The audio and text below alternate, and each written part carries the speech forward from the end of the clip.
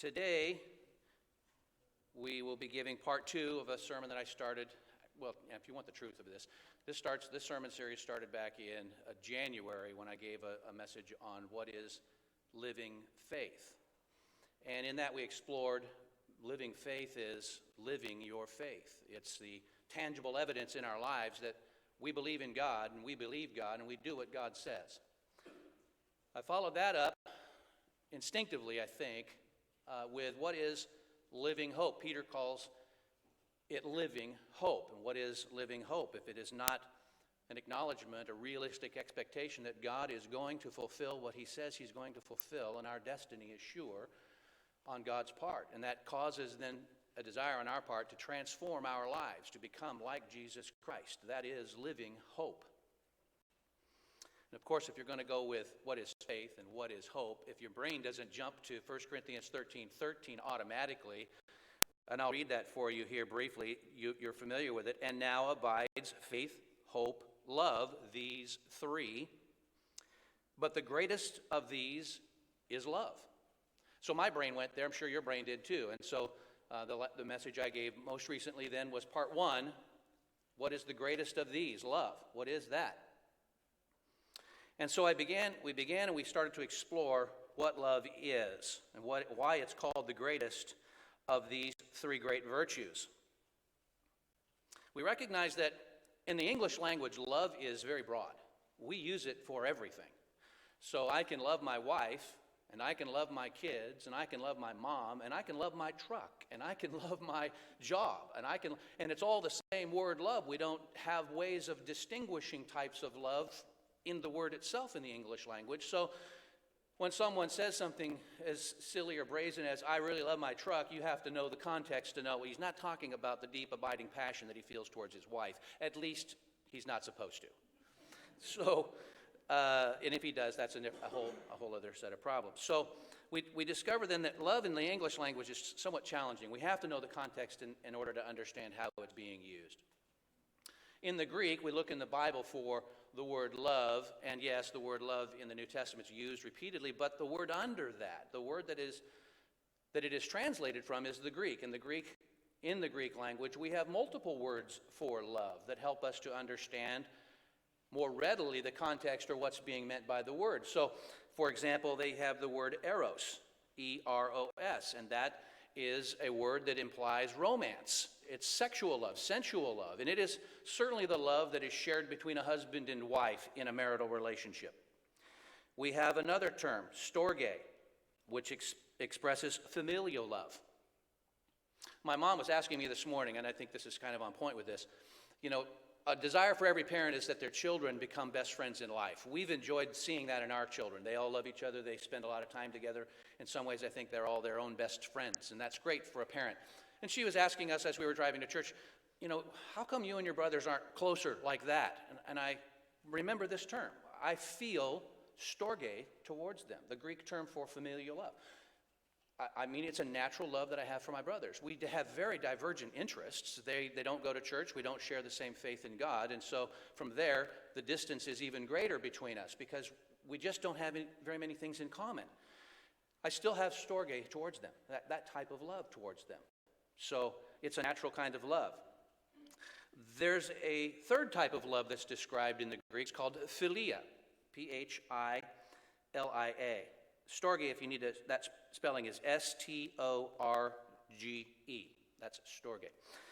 Philia, P-H-I-L-I-A, that expresses not only brotherly love, but friendship, camaraderie. It's actually a very broad term in the Greek. It's the most common term in Greek. It would be the word that we use like love.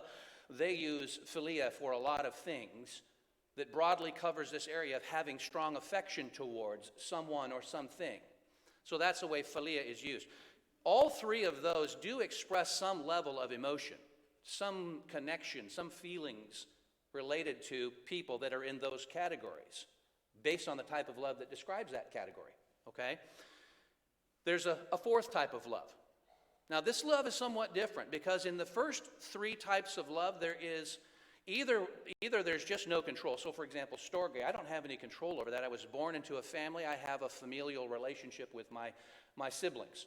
And so by means of that relationship, I have feelings towards them. But when it comes to eros, when it comes to philia, they almost always require a reciprocation. They expect something in return for those feelings. A husband and wife who don't conjugate together in their relationship, at some point that becomes a problem in a relationship. There is a reciprocation desired and affection shown. If I don't show my wife affection, after a while I know I have not shown her enough affection. She lets me know. There's a reciprocation required here. I'm giving you affection. I surely expect you to give me some. Okay, that's fair. Philia is similar in that regard. It expects something in return for those feelings that you share. You don't have friendships with people you spend a lot of time with unless the relationship is reciprocated.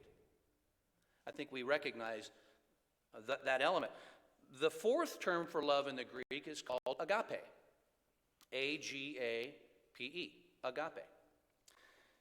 That, to the Greeks, that word has a very simplistic meaning in the sense of how they apply it. They usually only means one thing to them: unconditional love. This is the love that does not expect something in return for it. It is not conditional upon return. You recognize that term when you look at a mother to a child who, when it's an infant, we have two brand new babies, Jack and don't tell me I know it already. It's Callum. So there are two brand new babies, and you see the parents. They're exhausted. They're shedding tiredness because they're getting up at 2 and 3 o'clock in the morning. That baby cannot possibly reciprocate love at their age. They're just a baby. And so the mom unconditionally gets up at 3 o'clock in the morning to take care of the baby's needs. So we can recognize sort of this unconditional love. We see it most easily then in how a mother and a child are in a normal relationship, in a normal, healthy family. Yet, what's interesting biblically is that word agape and that Greek definition for agape doesn't go far enough for God. And so, biblically, God co-opts this term and redefines it or adds to it, because unconditional love certainly is a part of godly love, but it's not exclusively that. In fact, we know now that it's much more than that.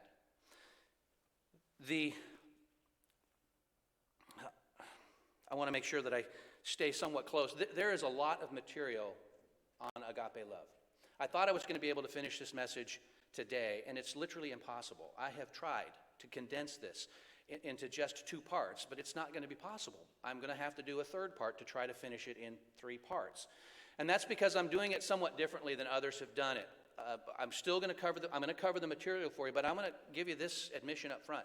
I can only give you a tiny bit of each of the attributes of godly love.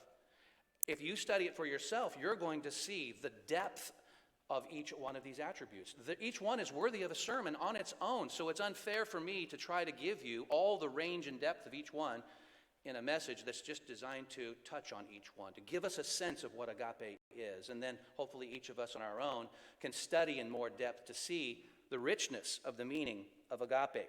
Here's what we learned in the first message, though. Let me summarize for you what we learned, as Christ basically defines this in the Scripture, because agape, it isn't, you won't find a single definition in the Scripture. Instead, what you find is examples of how it's used. And it's in those examples that we flesh out the meaning. Okay?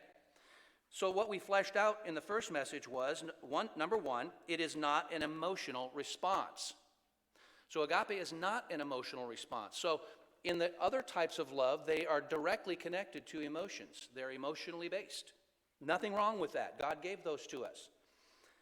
Number two, it involves a way of thinking. It involves motives. Agape involves motives. It involves self-sacrifice. Probably one of the most challenging aspects of agape is this aspect, that agape requires self-sacrifice. Number four, it is not contingent upon the other person giving something to us. It's not reciprocal. It does not require reciprocation. The others, as I mentioned, have an element of that, right? Number five, it involves action. Agape involves action. Agape is unselfish and outgoing concern for everyone. It's not evidenced by how we feel, but rather by how we act. We actually owe, Christ says, owe agape to each other. We owe that to each other as a debt. And that debt doesn't care whether or not we share the same ideas, the same religion, the same feelings about something. We don't have to share anything. In fact, I owe that debt to somebody that I might even think is unworthy of love altogether. I still owe them agape. That's the beginning of the understanding of agape and how challenging this is for us, and this is why this must be a part of who we become. If this describes God, God is agape, that's a definition. If that describes God and we are to become like God, then therefore we can rightly conclude we must become agape. We must become the love that defines God. Now, we are going to be using 1 Corinthians chapter 13 today. You might mark your Bible there. Since we will go there, we'll move to other places, but we will always come back to 1 Corinthians chapter 13. I'd like to give you a complementary passage, maybe. A passage that covers the same material but does it slightly differently, but helps to flesh out the material. You might make a note for yourselves, Romans chapter 12. It's a good companion was the word I was thinking. It's a very excellent companion passage or chapter to 1 Corinthians chapter 13. A lot of the same material is covered in Romans chapter 12. The audience is different, and so how it's presented is slightly different, but I think it will help you to flesh out the material itself a little bit better. So I wanted to give that to you before I forgot to do that. One of the questions that I asked in the first message was, why did Paul, in 1 Corinthians chapter 13, why did he decide then to cover the subject of agape as strongly as he does in particular? Well, you obviously know that the Bible isn't written the way that you see it laid out here. It's not written in chapter and verse. When I write a business letter, I have my paragraphs organized, but I don't number them. I don't number the sentences so that you can quickly follow or tell someone where to go in a letter that I've written. That's just not how we write. And certainly these epistles were not written that way either. And so it's easy for us to look at a chapter as being something somehow independent of other chapters, meaning it must carry other material. The fact of the matter is, it's a letter. From beginning to end, it's one letter. It's not 13 or 14 letters, it's one. And so when we look at context, you don't just look at the context within the chapter itself because it's a letter. So you might have to go back further to capture context. And so last week we walked through elements from 1 Corinthians chapter 1 all the way through chapter 12 to see the context. What's the background? Why is Paul going to talk about love? And we saw that he's talking to a church that's spiritually sick. They had a lot of problems. Here's some of the problems that Paul addressed. Division in the church, sexual immorality, pride and arrogance, lying, cheating, and stealing among the brethren to each other. Some were hiring prostitutes, others knew about it. Irreverent worship, spiritual gifts wasted and even lorded over each other as badges of honor and signifying my great spiritualness over someone else's, right? I couldn't think of another way to finish that word. We'll go with spiritualness. Okay. So that's the context. Now today I want to go back to 1 Corinthians chapter 12 because of how 1 Corinthians 13 begins. Its most relevant context is chapter 12. It's the run-up to the content of chapter 13. So I want to begin here we'll pick up 1 Corinthians chapter 12 and verse 1, then I want to just skip to verse 4 just for brevity and to try to stay within the time constraints.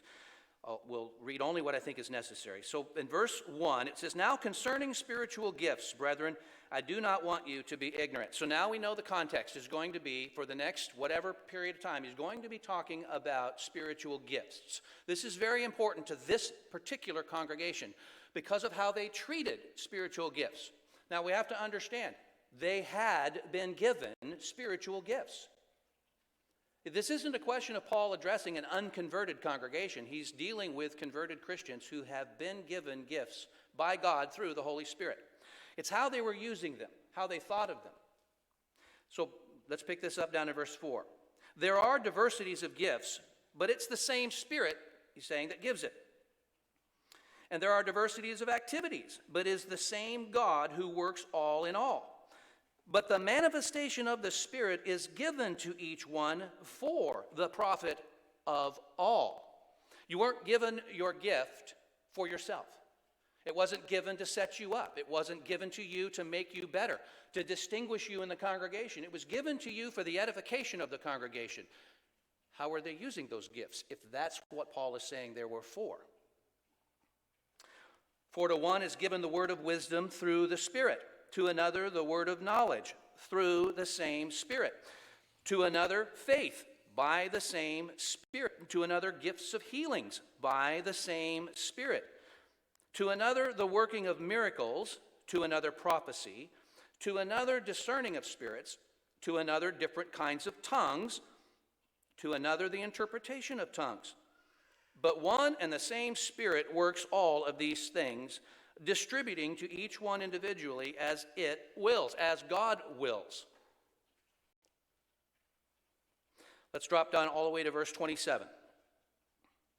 Verse 27, we pick up the theme or the thought here. It says, "Now you are the body of Christ and members individually."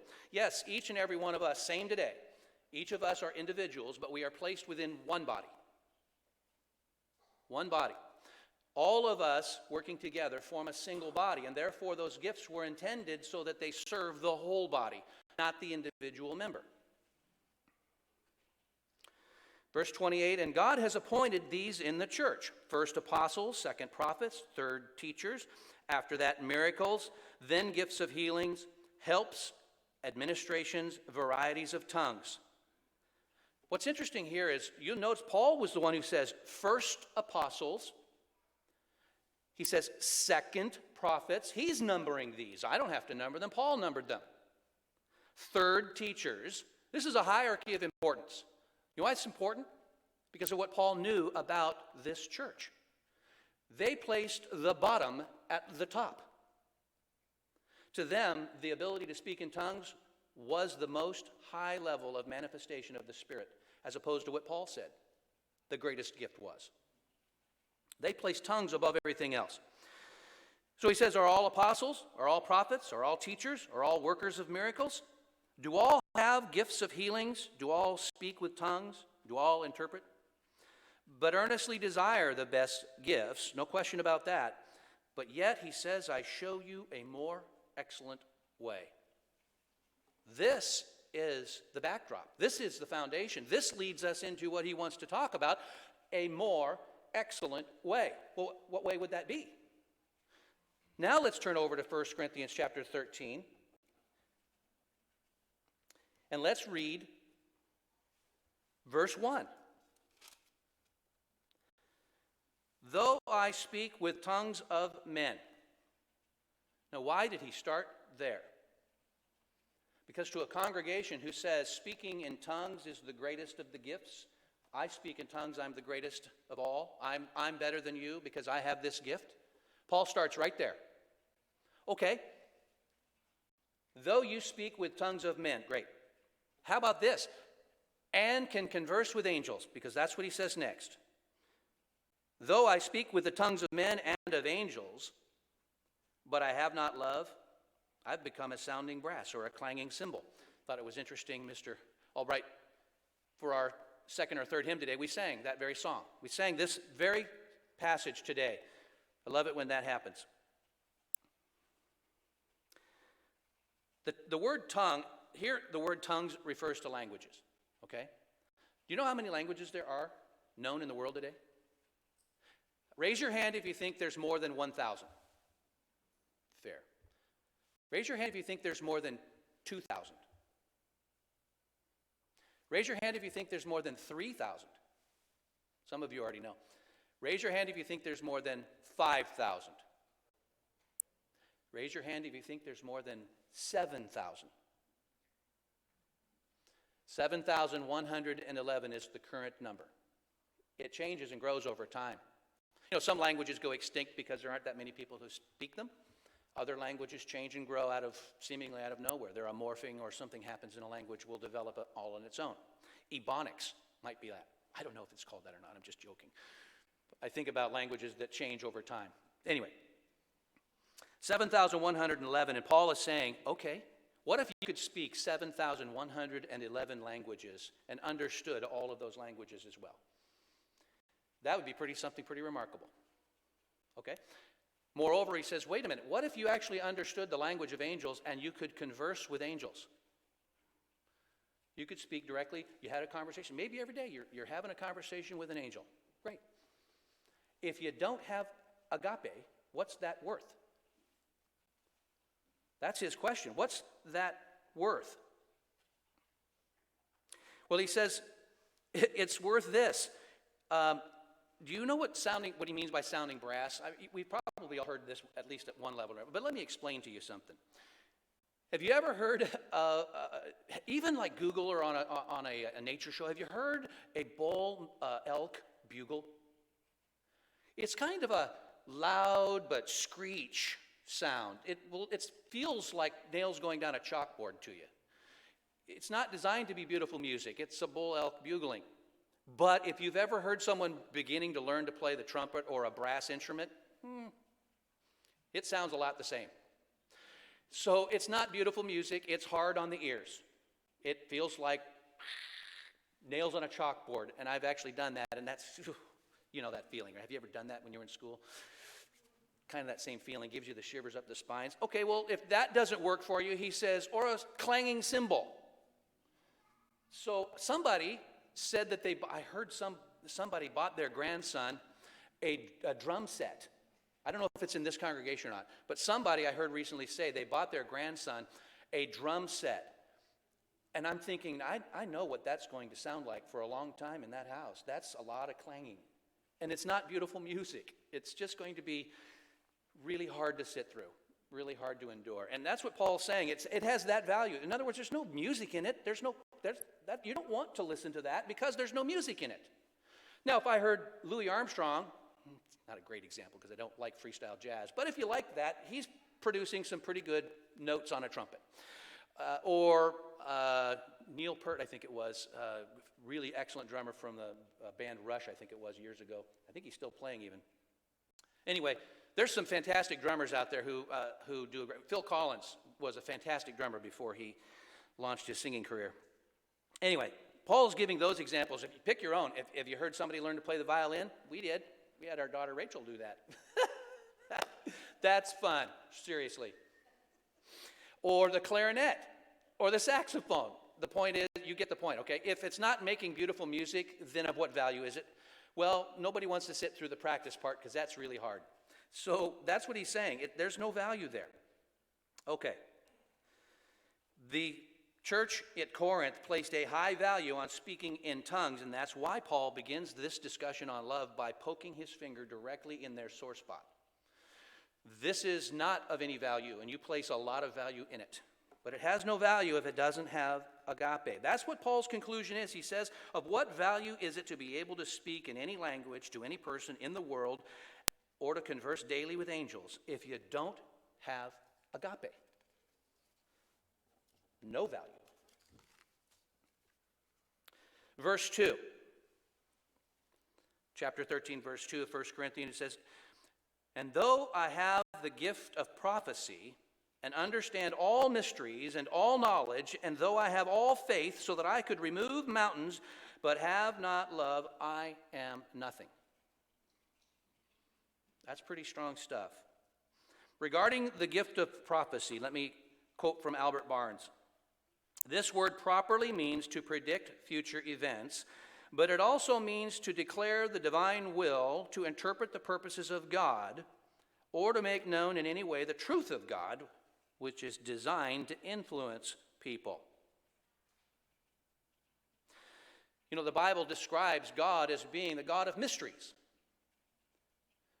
God does reserve for himself all knowledge, does he not? I think we explored that in recent messages even, that it is up to God to reveal, and only God can reveal, because only God knows. So it is to God's honor to conceal, and it is to man's honor, or it is why God, what he gave to us, to try to discover what is concealed. We have to discover what God already knows. In other words, Paul is saying, but what if God did do that for you? What if he revealed all of the mysteries to you? Are there mysteries to us in the church today? Yes, there are. A lot of things we simply don't know. We have to be honest with ourselves about that. What we do know is that God gave us everything we need to know for salvation right here. It's in here if we need it for salvation. But there's much that we don't actually need for salvation, so it hasn't been revealed to us. One day it will be. Paul says, well, what if God did that now? Not only that, but what if he opened your mind and you actually knew everything he knew? What an incredible blessing that would be for those of us who like and who pursue and who like to study. That would be fantastic to know everything that God knows. How incredible would that be if you did that, if that happened for you? What if by faith you literally could move a mountain? Paul, if you remember, Peter actually walked on water by faith. He actually did that, and Paul is saying, okay, so if you have that level of faith that you could do that, so now you know all the mysteries, you have all the knowledge of God, you've got the same faith of Jesus Christ, you can walk on water, whatever, move a mountain.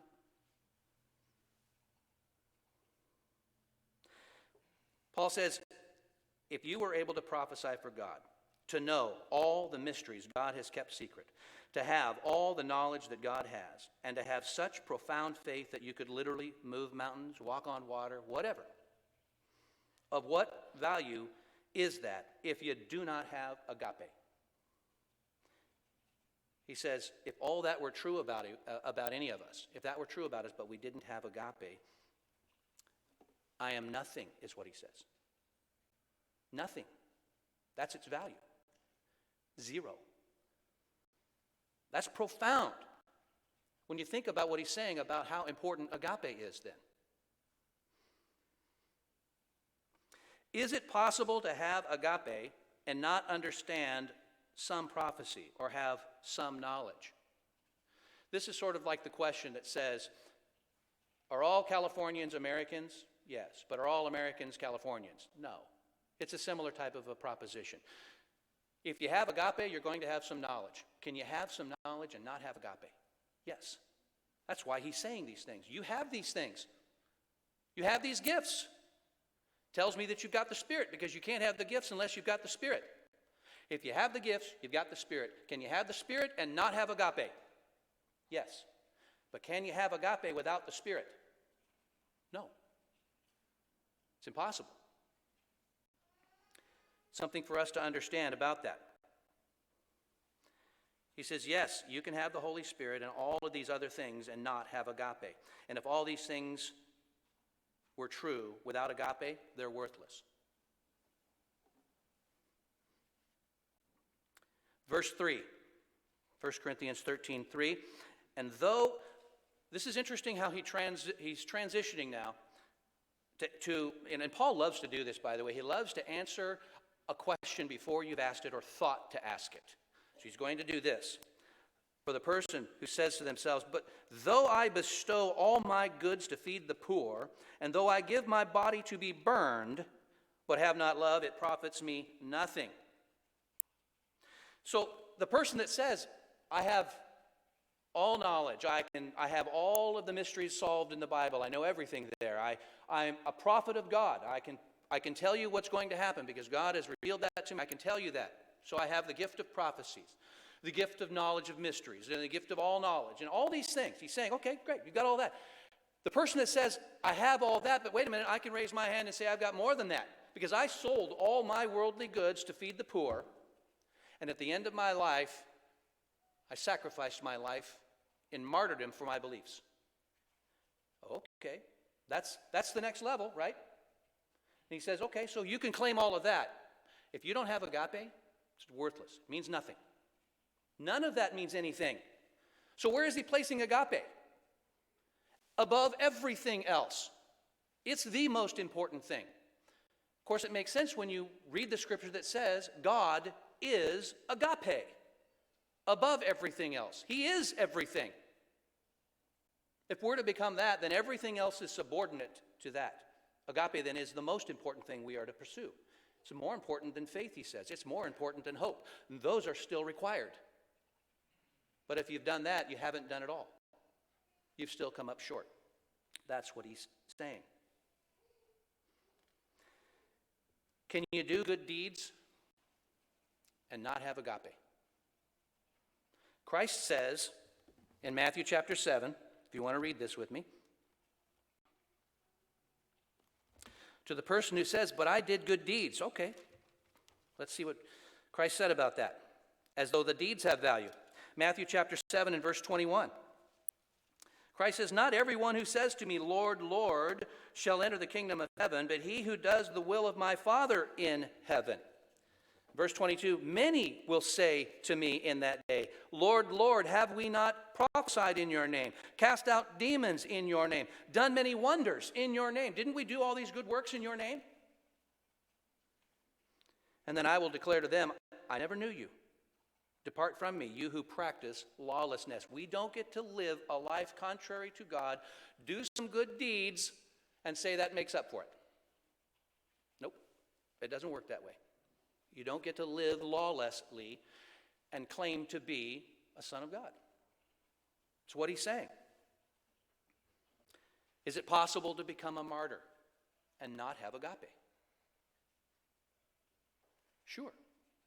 You know how many Catholic priests were martyred during the 9th and 10th century by Viking raiders? Many. You know how many Muslims were martyred during the 14th and 15th century by Catholic crusaders? Many. Would you say they have agape? Well, I'd have to look at their life to know that for a fact, but the fact of the matter is, it's hard to have agape if you don't have the Spirit. It's impossible, in fact. You have to have the Spirit of God. So is it possible to be martyred for your beliefs, which just means to die for what you believe in? You can die believing that you're saving the whales.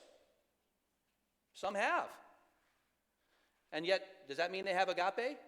I would say they've got a lot of philia towards the whales, but not agape. The question here is, what is the motive? That's the question. So if we're going to analyze the question or analyze the subject of agape, and we're going to try to begin to understand, it's the pinnacle. And if I can do these things, but they don't mean I've got agape, then how do I know if I have agape? The answer is, what's the motive for doing those things? If you gave away all of your goods to the poor so that you look good, you can thump your chest and walk around telling everybody how great you are as a Christian because you feed the poor with the worldly goods that you had. If the motivation is you, that's not agape. If you die on the cross or if you get martyred for your beliefs, but that belief came from inside of you that had nothing to do with the other, didn't have anything to do with God's creation in terms of mankind, your fellow man, this isn't about our agape towards an animal. This is agape towards each other, what we owe each other, agape. This is the backdrop. Let me give you a simple definition that I think you'll find runs and rings true for agape as we move through the rest of this chapter. Agape is doing what is best for the other person despite their actions or our emotions or personal consequences. Okay? If you want to write it down, agape is doing what is best for the other person despite their actions or how we feel, our emotions, or personal consequences. What might happen to me if I do show agape? You're going to see as we walk through the elements of this, then the attributes that Paul then next gives to us, you're going to see this is the theme, this is the underlying message to what agape is. This is how we see how to apply it. Again, I'm only going to be able to touch briefly on each of these points. Now, what's interesting here is the first ones that Paul gives us here in verse 4. 1 Corinthians 13, verse 4, he says, love suffers long and is kind. He begins to explain what agape is in the positive attributes first. He says it suffers long and is kind. Then he's going to lay out a series of what it is not. So we're going to spend time on the first two, proportionate to how Paul did, or how it means, I should say it that way, in proportion to what they mean. Agape suffers long and is kind, because these two are the flip sides of the same coin. Suffers long on one side, is kind on the other side. They're two sides of the same coin of this attribute. What does it mean to suffer long? Thayer defines this term as to persevere patiently and bravely in enduring misfortunes and troubles. To be patient in bearing the offenses and injuries of others. It's probably self-evident if you have a word that says long-suffering, that for us to build the skill of long-suffering, we're probably going to have to suffer a long time. Would you agree? Or else it wouldn't be called long-suffering. It'd be called short-suffering. If you only had to suffer for a short time. I've suffered for a short time. That's not that big of a deal. I suffer every time I fly. I've confessed to you guys this before. I hate flying anymore because it's just such a pain to me. So I suffer every time I fly, but it's short-term suffering, right? Because, you get on the plane, 5 hours later, you get off, you're done. Okay, so that's not what we're talking about here. Long-term suffering means long-term suffering. Suffering over something for a long period of time. Why would you do that? Why would you be willing to do that? This is why I said I can only give you an aspect of this stuff. It's way too deep. If I were to go through that, that's an entire sermon to talk about long-suffering and all of the areas in which that might touch our lives, all of the biblical examples of long-suffering, years and years and years and years and years of waiting, of being hurt, of taking abuse, so forth. That's long-suffering, and it's certainly a big message. I'll just give you one thing that relates to us as we are brothers and sisters in Christ. I'll give you one example that we can look to. 1 Corinthians chapter 8, what you'll find as you go through chapter 13, many of what Paul describes as the attributes or the negative attributes, meaning agape is not this or it's not that, you're going to find he's already touched on it earlier in the chapter or in the book. And so we can find examples here, and we're going to in 1 Corinthians chapter 8, we'll find an example of one of the meanings of long suffering. And it truly applies to us in the church. You'll have to adapt that in your own mind to say, well, how would that apply today? We're going to look at a situation that was contemporary for their time, okay? 1 Corinthians chapter 8 and verse 4, it says, therefore, concerning the eating of things offered to idols, we know that an idol is nothing in the world, and that there is no other God but one. For even if there are so-called gods, he uses a lowercase g intentionally here as being not gods, but called gods, whether in heaven or on earth, as there are many gods and many lords, yet for us there is one God, the Father, of whom are all things, and we for him, and one Lord, Jesus Christ, through whom are all things, and through whom we live. However, there is not in everyone that knowledge.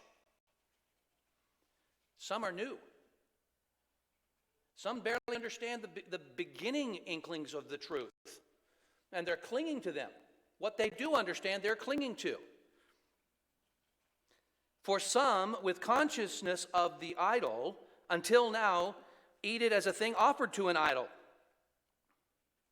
and their conscience, being weak, is defiled. But food does not commend us to God, for neither if we eat are we the better, nor if we do not eat are we the worse. But beware lest somehow this liberty of yours becomes a stumbling block to those who are weak. For if anyone sees you who have knowledge eating in an idol's temple, will not the conscience of him who is weak be emboldened to eat those things offered to idols?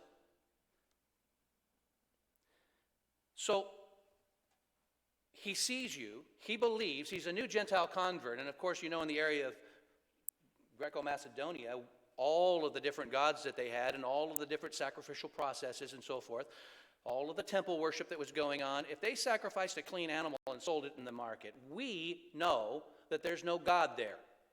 That's just cut meat as far as we're concerned. And so for us, that looks like a good backstrap. Let's have that for dinner tonight. Okay? But to the convert who comes in contemporaneously, now this is contemporary to their time. The new convert who comes into the area, who knows that meat is being sacrificed to idols and who has yet in his understanding to realize that there's only one God. What they do is futile and worthless. It's meaningless. But to them, they might believe that doing that might offend God. And they therefore wouldn't do it. But they see you doing it, and not because they understand that it doesn't offend God, but because they see you do it, might become emboldened to do it simply because they see you do it. And that violates their conscience, and that is described as sin. When you go against your conscience, whether you understand it correctly or not, when you go against your conscience, God says that's a sin. So if I cause someone to stumble because in my liberty, I know already, I understand already, how am I showing them agape? I just don't care apparently. Maybe they're weak and I'm like, they'll figure it out one day. Not my problem. Is it really? Is that what agape means then? It's not my problem? Because that's not what Paul is saying. And because of your knowledge shall the weak brother perish for whom Christ died. But when you thus sin against the brethren, he's saying, if you do that, that's a sin on you. And wound their weak conscience, you sin against Christ. Therefore, Paul says, if food makes my brother stumble, I will never eat meat again, lest I make my brother stumble. That's how Paul views agape. It's up here. Eating a piece of meat is down here someplace. Agape is up here. That means if I could potentially cause my brother to stumble, I'll just be a vegetarian, and that's okay by me. Now, if you happen to love meat as much as some of us love meat, the idea of being a vegetarian your whole life simply because you didn't want to cause an offense, that's suffering a long time. I know. There are some of us who really love our meat. So that is long suffering. And that's what Paul's talking about. That's just one example. If you walk through the Bible, you're going to find many different types of long sufferings that we will go through, whether that's caring for an elderly parent, a sick relative. Those are certainly periods of long suffering. It's difficult, very difficult to do that. You can think of all kinds of examples where you might suffer long for what? For the benefit of the other person. Regardless of how I feel about it, what they've done, or how it impacts me. That's agape. That's what Paul says. I've been using a phrase that, I don't know, it just dawned on me a couple years ago. Because it seemed appropriate at the time. The phrase is this: love them where they are. Love them where they are. We're not all we're not at the same place in our spiritual journeys, though we're all taking a spiritual journey. But rarely do we find ourselves at the same spot at the same time as someone else who's in the faith, do we? We love them where they are. If their understanding is something weaker than ours, how many of us have tried to fix somebody's understanding without their permission? Right? I mean, honestly, if you've been baptized for any length of time, you're guilty. We all know that we're guilty of that. We have to learn to love them where they are. Sometimes that means they're weak enough in the faith that if I do this particular thing, that will be an offense to them. I don't want to do that to them. I have to start thinking in different terms then. That's what Paul's talking about. We have to start thinking differently about each other, and not just about each other. Yes, it starts first with the household of God, but we owe this to all men. Everyone. The flip side of this coin, because we've been talking about the passive, haven't we? Suffering a long time, unless you're doing it loudly, it's supposed to be suffering, internal suffering, or your own suffering. That's a passive thing. That's what you do passively for others. I endure for your benefit. So we have the passive side of the coin, and when we flip that coin over, we have the active side, because he says it is long-suffering and is kind. I think to myself, have you endured something for some period of time? And I think all of us can recognize maybe something in our lives where we've done that, and we can probably relate to it. But it's easy for us, being human beings, to forget that not do we just suffer long, but we have an obligation to be kind to them in the process.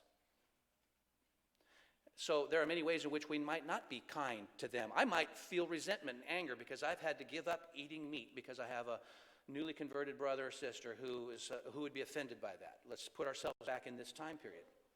Okay? So how do I respond to that, brother? Am I mean to them then after that? Am I discourteous to them? Am I rude to them? Am I angry with them? Or am I kind to them? Do I love them where they are? Hopefully God will open their mind to understand that eating meats offered to idol is not a problem.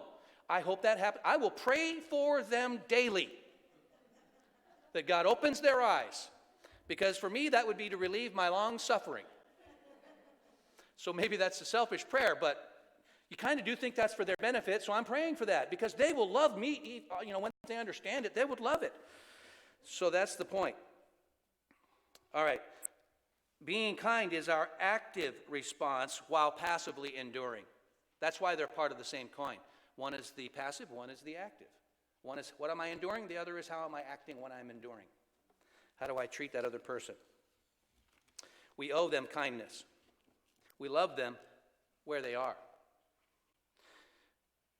The second thing Paul says in 1 Corinthians chapter 13, because remember, there are 4 things in this one verse 4. There are 4 things to cover here. Number 2, he says, agape does not envy. I gave a sermon years ago on enemies of thankfulness. Enemies of thankfulness. And one of them is envy. Do you remember what envy is? The dictionary, Merriam-Webster's dictionary, describes envy this way: painful or resentful awareness of an advantage enjoyed by another, joined with a desire to possess the same advantage. You know the key phrase in that, right? Painful or resentful. They're feelings. To envy is to feel resentful and unhappy towards another because they possess or have achieved what one wishes to possess or achieve for one's self. Envy seeks to deny the other person of having what they possess or have achieved because one desires these for one's self. It's I would take it from them to have it for myself. I don't want them to have it. I want it for me. How do I know if I have envy? Envy reveals itself when you feel pain, when someone else has obtained or achieved something that we desire to obtain or achieve for ourselves. If you hurt when you see someone else achieve something you've wanted to achieve or obtain something you've wanted to obtain, when you hurt inside over that, that's envy. If you want to have a very clear understanding of envy, look today at the social justice movement. That is envy on display. It seeks to deny the haves to give to the have-nots. That's what it's about. I'm not saying that the have-nots don't have a right to want or desire. I'm saying envy is when you would take it from someone, when you hurt over it, so painfully so that you are angry with that person. You would take it from them. You would deny them. That's envy. And that's wrong. James chapter 3 and verse 14. James gives us something that's very important about this because he connects envy with something we don't want to be connected with.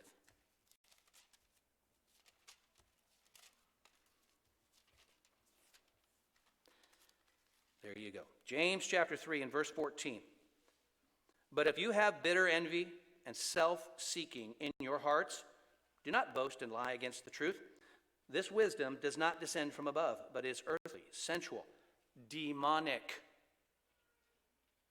Envy, one of the attributes of envy is demonic. For where envy and self-seeking exist, confusion and every evil thing are there. When James uses the word wisdom, he uses it exactly the way Paul uses it in 1 Corinthians.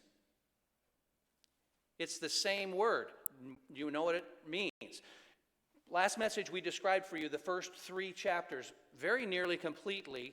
Paul, in those first 3 chapters of 1 Corinthians, connects the idea of human carnality with the wisdom or the way of the world. He uses wisdom, repeatedly uses the word wisdom, and he's defining the wisdom or the way of the world as being carnal, the opposite of being godly. James is using this exactly the same way. This word wisdom, you could substitute carnality. This carnality does not descend from above. Envy does not come from God. And therefore, when he says agape is not envy, does not envy, you understand why he says that.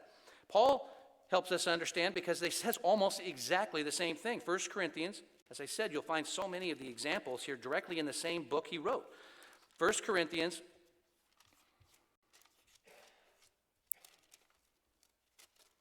I'll get there. Chapter 3, beginning in verse 1. We'll just read the first 3 verses. And I, brethren, could not speak to you as to spiritual people, but as to carnal, as to babes in Christ. I fed you with milk and not with solid food. For until now you were not able to receive it. And even now you're still not able. For you are still carnal, worldly. For where there is envy, he says, strife and divisions among you, are you not carnal and behaving like mere men? Yeah, you're not behaving like God. Envy is carnal. It destroys relationships because the focus of envy is inside here. It's about me, not about the other person.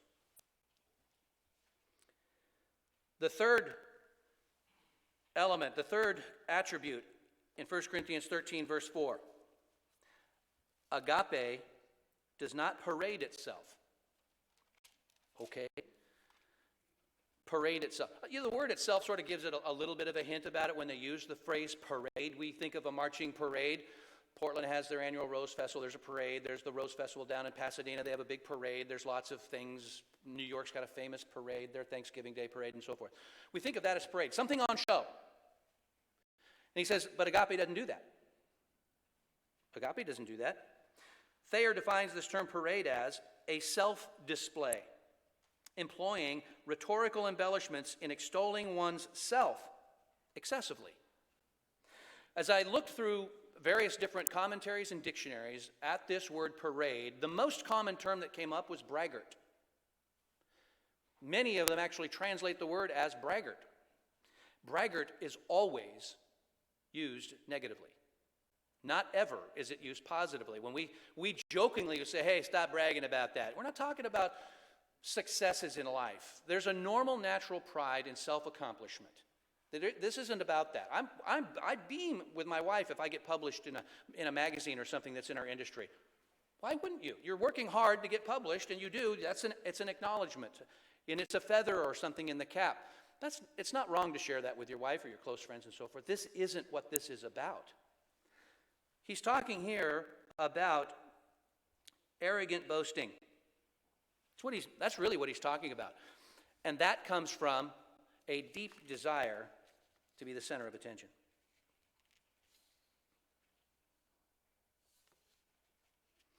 Again, the question in sharing is, what's the motivation?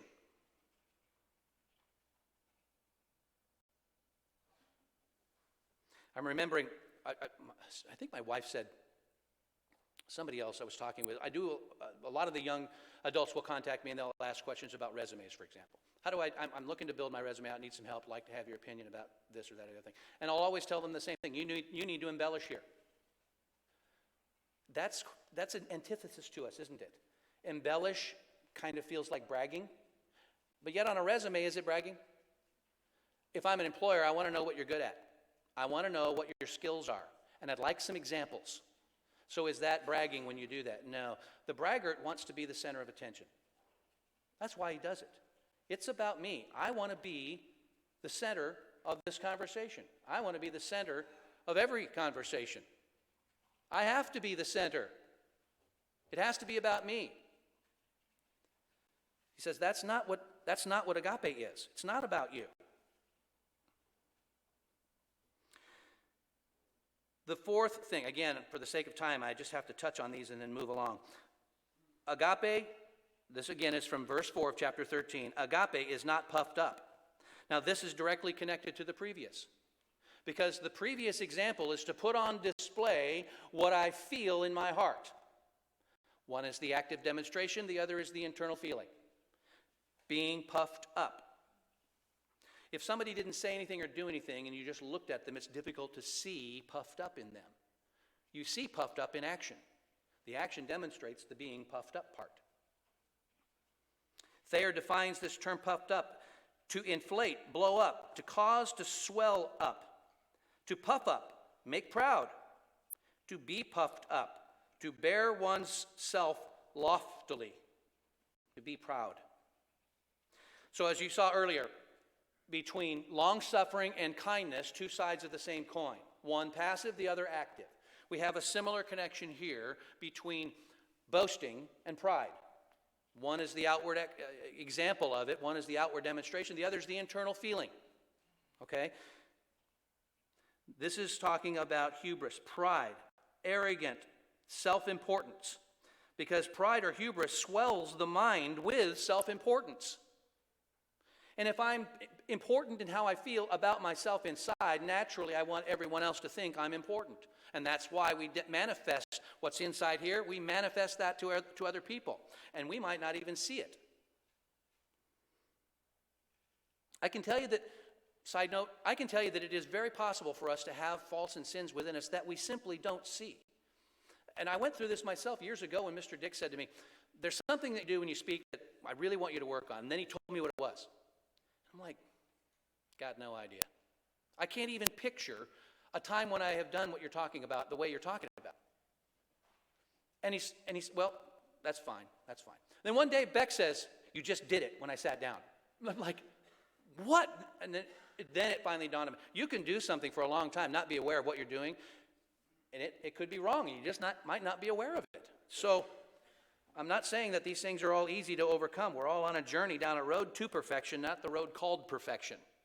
It's a destination. It's where we're headed. Okay. And Paul contrasts this kind of self-importance with humility. Philippians chapter 2 and verse 3. I'll give you a couple references here. Philippians chapter 2 and verse 3.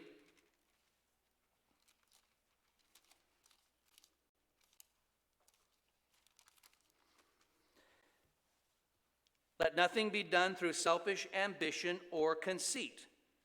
Conceit means pride. It means an overinflated opinion of the self. That's what it means. But in lowliness of mind, let each esteem others better than himself. He's not saying don't love yourself or to have a normal pride in what you have succeeded at in life. Because this isn't talking about that. This is talking about that mindset of self-importance. An overinflated opinion of the self. Solomon warns us about this same thing in Proverbs. I'll give you one more. Proverbs chapter 21. We love to go to Proverbs when it comes to these kinds of principles. Proverbs chapter 21 and verse 24. A proud and haughty man, quote, scoffer is his name. He acts with arrogant pride. It's a strong and stern warning about the effect of pride. What led to Satan's downfall? Two key things were present: envy and pride. So is it a coincidence that God says agape is not envy, agape is not pride? It's the antithesis of his enemy, of our enemy, because Satan is those things. Let's go on to verse 5, 1 Corinthians chapter 13. That's why I told you to hold your place there. If you were going to flip around with me as I move around, and you'll have to quickly find your place back, unlike me, who didn't mark his Bible. I have to keep finding it again. 1 Corinthians chapter 13, now verse 5. Agape does not behave rudely, does not seek its own, is not provoked, thinks no evil. I'm going to have to go through these a little quicker. Agape does not behave rudely. As I said earlier, I can only touch on an aspect. I'm going to give you one aspect of what this is talking about. There are multiple layers in some of these. Does not behave rudely. Jamieson, Foss, and Brown describes it this way. Is not uncourteous or inattentive to civility and propriety. One of the main aspects of what this means is that agape is not disrespectful. It is not, or let me put it this way. Agape is respectful. It honors and is dignity. Those are the qualities that are being described here. Those are the opposite of what rudeness is. Rudeness lacks these qualities. If you turn on the TV, you can't be ignorant of what's going on politically in our country right now. I'm not picking sides. I want to illustrate this point this way. Can you find anyone saying something that isn't disrespectful, dishonorable, or discourteous to other people? Same party, different party, makes no difference. No one has any sense of, it seems like anymore, a sense of propriety, of decency, of treating another human being with respect. Whether you agree with them or not, we're no longer at the place, it seems, where you and I can disagree about something without being disagreeable. That's a problem. That's the opposite of agape.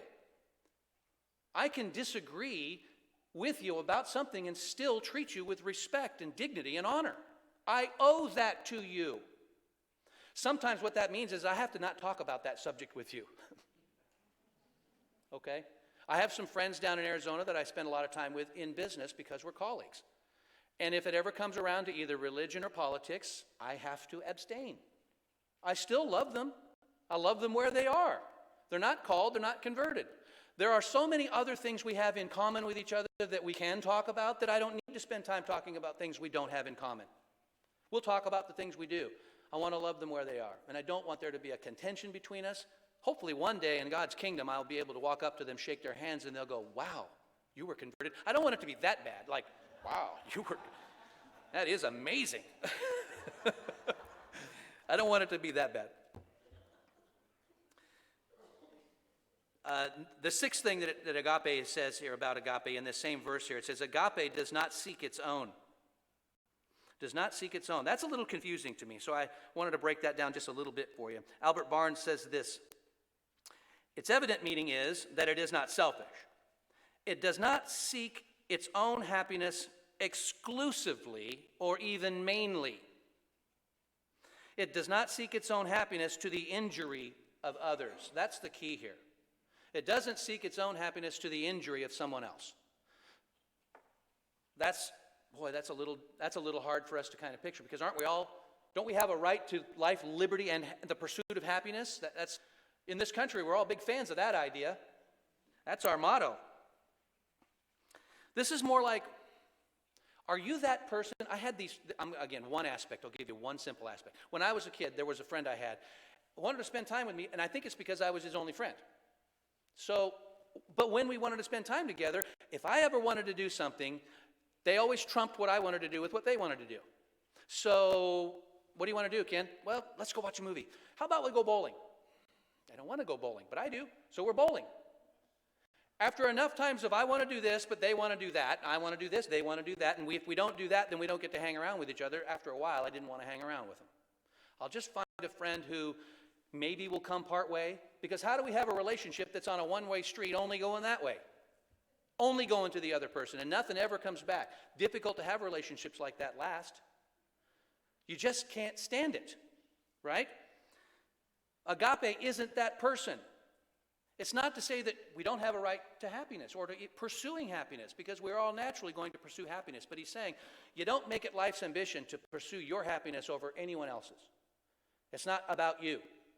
Sometimes you're going to say, nope, I'm going to do what they want to do because I love them, because it'll make them happy. Even if I don't like the activity, sometimes I'm not going to eat Brussels sprouts just because of this either. Whoever is not doing it. You want to be clear, there are certain lines I'm not willing to cross. People know that. And asparagus, I'm not doing asparagus either. All right, just be clear. All right, so it doesn't seek its own. In other words, it doesn't put its happiness above everyone else's to the point where we are not, like our self-satisfaction comes before everyone else's. So that is opposite of what agape is. It does not seek its own. Number 7, agape is not provoked. Okay, so this one is an interesting term, provoked. Now, if you're reading in the King James, you're going to see easily has been inserted in there, because that helps. Is it possible to never be provoked? Because I fly a lot, and so I want to know, can you never be provoked? Or I drive in traffic. Can you never be provoked in traffic? So, yeah, but what this is talking about here, when it says agape is not provoked, what it's saying is that agape is not easily, you are not easily provoked, okay? I'm going to give you a little bit of an example here. So recently I had to go to New York, and because I had to go to Connecticut. So I was meeting a client at their facility. So I'm driving up the best flight I got was to fly into JFK, and it got in at like 3 o'clock in the afternoon. And of course, just about any big city anymore, 3 o'clock is about midway through rush hour. And so this is New York drivers' rush hour. So I'm like, I get into the rental car. Fortunately, I got a small car. And, you get in traffic. And, oh, man, is that a different way of driving than we're used to out here. So in New York, I'll just give you a hint. In New York, if you're that kind-natured person who says, no, I'll wait for that opening to open up before I change lanes, you will never change lanes. It's not going to happen. If you, like everyone around you does, stick your nose in between two cars, they'll let you in and you won't get any horns or honking. But if you're that guy waiting, everyone around you is horning and honking and going around you. You're the problem. That's what they're telling you. You're the problem, not us. So when in Rome, do as the Romans. Now, if you want to drive like a New Yorker does in the Midwest, you're going to find out that you're not allowed to drive like New Yorkers do in the Midwest. It's the exact opposite deal. All right. Are you easily provoked, though? Because how many of us have said, I'm not going to ask for a raising of hands here. That would be unfair. Have you ever been frustrated in traffic? I hope to shout.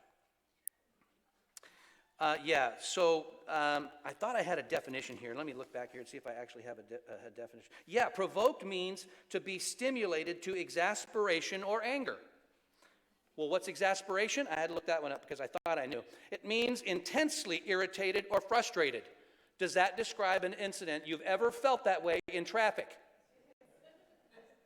I would say yes. I mean, I'm willing to gamble 100% here.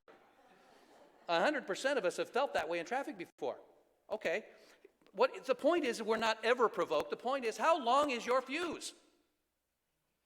I learned when I was in New York to forget all this rude driving behavior and drive like they're telling you have to drive. My wife would have been in a dead panic the whole time. She hates it when I drive that way, and I sometimes drive that way here. I know I do. I get that from my mother, though. I'm just going to be honest about that. She's sitting back there, and I just wanted to acknowledge it's an honest family thing. Okay, now you understand what I'm talking. It's how long is your fuse? Agape has a very long fuse, the longest fuse possible. All right. Number 8, agape thinks no evil. This has a twofold meaning. I'll give you both of these meanings. Again, they're not like two sides of a coin. They're just a shared meaning of what this is talking about. Agape does not impute evil motives. This is how we think. Much of what agape is about our motives, what we think about. This is how we think of the other person. When you think the other person positively about, or in other words, impute positive motives to the other person, you are likely to see positive and hear positive from them. You're assigning positive to them, you're likely to get that back. That's what you should expect. Likewise, if you impute negative motives, what are you likely to see in them? Negative. Why? It's called confirmation bias. I tend to believe what I see validates what I want to believe. If I believe you're a negative person and you're going to treat me rudely, the first thing you do that confirms that, I believe it. I want to believe it. It's called confirmation bias. So we have to change how we see people. I can't be imputing negative on everyone around me. You need to start imputing positive motives on them. So when they do something, you don't assume it was done for some wrong motive. You assume they did it out of a right motive. That's how we love them where they are. Impute positive motives to them, and you'll see positive. You'll hear positive back. That's what's talking about. The second aspect is that agape does not keep track of wrongs up here. There's no list that we're keeping in our heads of how we've been mistreated. That's not what agape does. What does that lead to? Well, I'm remembering a family in Kentucky and in the Kentucky area that feuded for over 20 years over wrongs done one to another, over and over. The families of Hatfield and McCoys. That's just one example of where does this list keeping of wrongs being done to me, where does that lead to? It can only lead to division. It can only lead to hurtful feelings. It can only lead to bitterness, anger, and resentment. We don't want to be keeping lists of the wrongs people have done to us. We want to forgive and forget. As much as we can be like God in that respect, we want to forgive and we want to forget. Agape lets go. And agape controls what we think about other people. That's what agape is. We've only covered half of the attributes of agape. And I only touched on them briefly because that's all we have time for. Each one of these attributes is worthy of a sermon. I'm not going to give you 17 sermons here. Some have tried. That'd wear you out. So that means we have some personal Bible study to do on these. That's why I gave you Romans chapter 12 as a hint and a push and a help. Go there, read that. You'll find so much more on this same exact subject, on these same attributes. You'll find them there. I intend to finish this series with the next sermon on why love is the greatest of the three great virtues.